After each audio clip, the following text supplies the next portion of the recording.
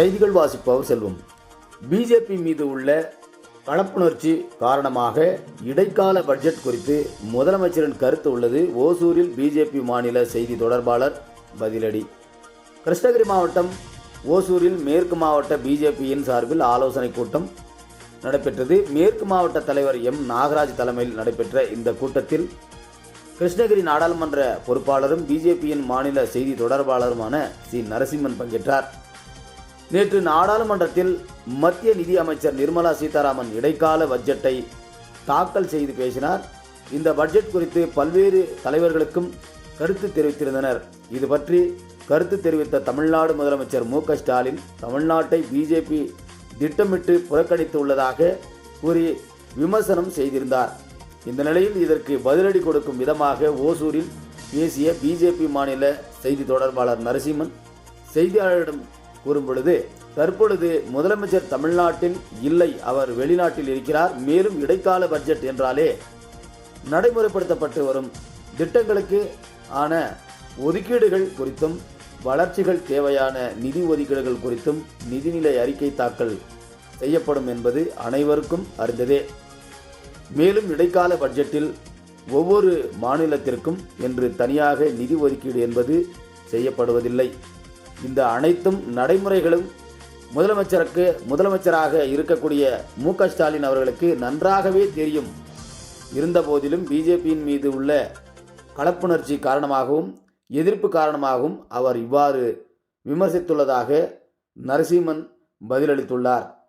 செய்தியாளர் செல்வமுடன் Ramachandran.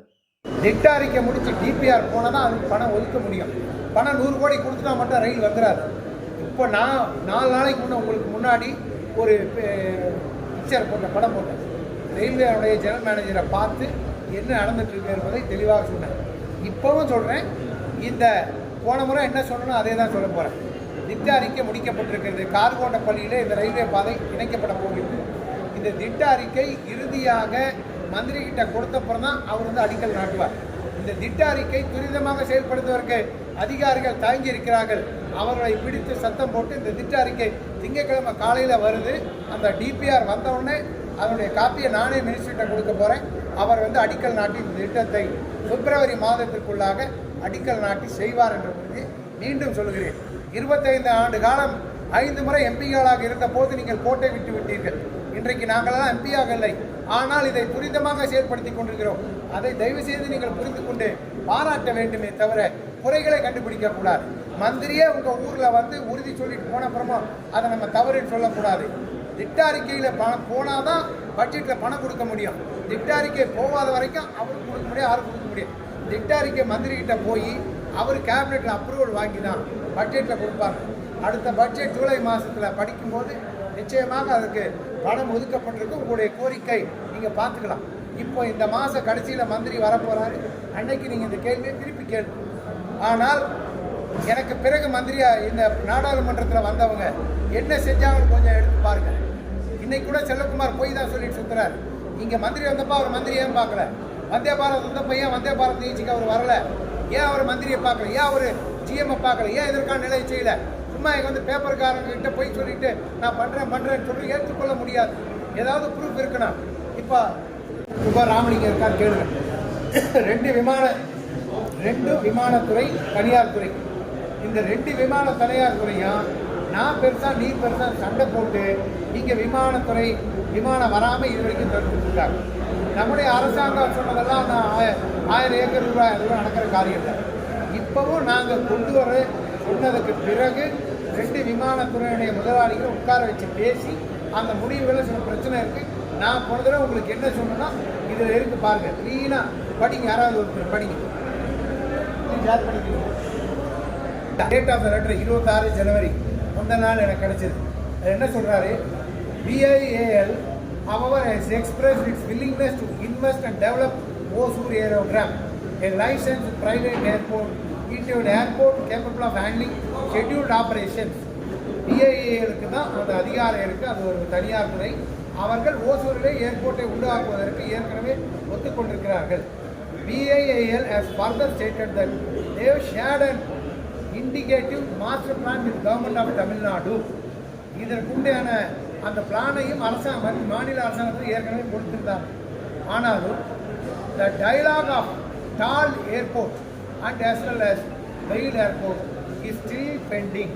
It is a Tal's value expectations are commercially very high, not viable. நான் ஏற்கனவே சொன்னதான் மந்திரி சொல்கிறேன். 2 பேரையும் கூப்பிட்டு விசாரித்தேன். 2 பேரையும் விசாரிக்கும் போது இவங்க இவ்வளோ வேல்யூ வேணும்னு என்ன கேட்குறாங்க. அதை பெங்களூர் ஏர்போர்ட் ஒத்துக்க மாட்டேன்றாங்க. இது மந்திரியை சொல்கிறார். அதனால் டால் ஏர்போர்ட் ஒசூரில் இருக்கக்கூடிய இந்த தனியார் விமான நிலையம் அவர்கள் வைத்திருக்கின்ற கோரிக்கை மீண்டும் மறுபரிசீலனைக்கு உட்படுத்தப்பட போகிறது. அதை விரைவிலே சரி செய்வதற்கான காரியங்களை இன்றைக்கு எடுத்திருக்கிறோம். இதை தமிழ்நாடு அரசாங்கத்திற்கு நாங்கள் ஏற்கனவே தெரிவித்திருக்கிறோம். இதிலே வேகமாக முன்னேறும் என்ற நம்பிக்கை எங்களுக்கும் இருக்கிறது என்று ஒரு அமைச்சர் சொன்னார். நான் நரசிம்மன் தனியாக சொன்னதாக நான் போன தடவை என்ன சொன்னனோ அதே தான் அமைச்சர் வரைக்கும் போய் வந்திருக்கோம். இதை நீங்கள் பார்த்துக்கோங்க. இதே மாதிரி தான் ரயில்வே துறையில் பண்ணிட்டு இருக்கோம். மெட்ரோ துறையில் ஒவ்வொரு அதிகாரியாக சீக்கிரம் பண்ணுங்க வேகப்படுத்திட்டு இருக்கோம்.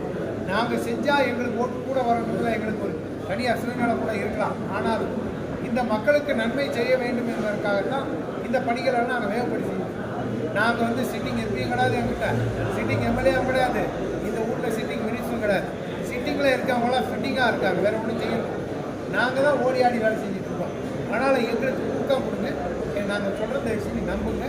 உங்களுக்கு அப்படி நம்பிக்கை இல்லைன்னா வாங்க, இன்றைக்கு மத்தியானமே இப்போவே கூப்பிட்றேன், ரயில்வே அதிகாரிகளோட உங்களை உட்கார பெங்களூர் கேட்டுக்கோங்க, பேசுவோம். அமைச்சர் சொல்லும்போது தெளிவாக சொன்னார். இதுக்காக இதுவரை போராடிகள் நரசிம்ம ஒருத்தர் தான் தொடர்ந்து இந்த காரியங்களை தொடர்ந்து செய்து கொடுத்தால் ஒரு அமைச்சரே சொல்கிறார். அந்த கூட்டத்துக்கு ஏன் செல்லகுமார் தலையிலேயே இங்கே இருந்தார், அவர் ஏன் வரல கேட்டிங்களா? ஆறாந்து ஒரு அமைச்சர் 3 மணி நேரம் இங்கே இருக்கார்.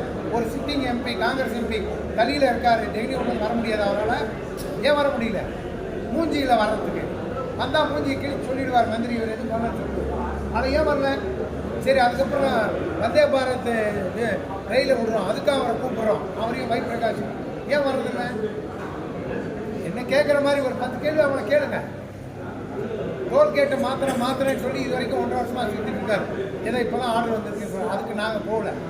கம்பித்துறையும் அவரும் சேர்ந்து மாத்திரன்னு சொல்லி மாற்றிட்டோம்.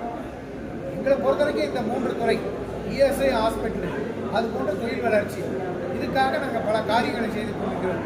இதை தொடர்ந்து செய்து முடித்து கொடுப்போம். அது மாற்று கருத்து இல்லை. இந்த லெட்டர் நீங்கள் யார் வேணாலும் வச்சுக்கோங்க.